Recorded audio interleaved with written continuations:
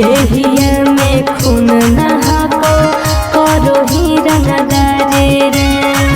एक ना एक दिन रे छोड़ पड़ जैतो भारी रे।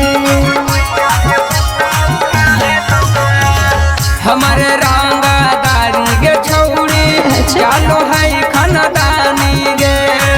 बाबू दादा हमर गे छौड़ी नाप देल कोई पानी गे।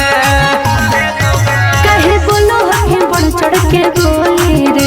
जाके करे ना छोड़ा ठिठोली रे।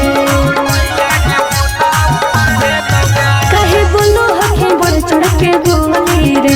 जाके करे ना छोड़ा ठिठोली रे। जहाँ यहिरा अपन फूटा गाड़ देतो गे कवन मैया के पूता उखड़ लेतो गे। जहाँ यहिरा अपन फूटा गाड़ देतो गे कवन मैया के पूता उखड़ लेतो गे।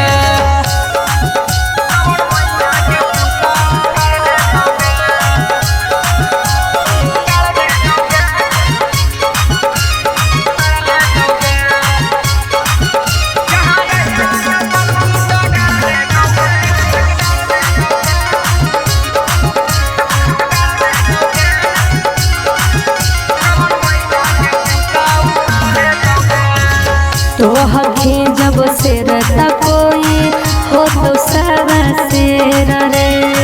ज्यादा नहीं धाधा रे छोड़ा हो जैनी ढेर रे।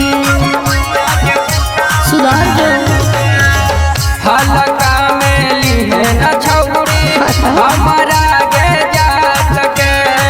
जाते नहीं बोलेंगे छौड़ी थोड़ा दे बहुना थके। सुने सुनो अखिल से हमर बतिया रे। तोरो हो जाता एक दिन हतिया रे।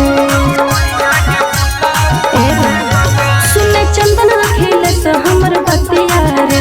तोरो हो जाता एक दिन हतिया रे। जहाँ यहिरा अपन फूटा गाड़ देतो गे कवन मैया के पूता उखड़ लेतो गे। जहाँ यहिरा अपन फूटा गाड़ देतो गे कवन मैया के पूता उखड़ लेतो गे। कोई है गे।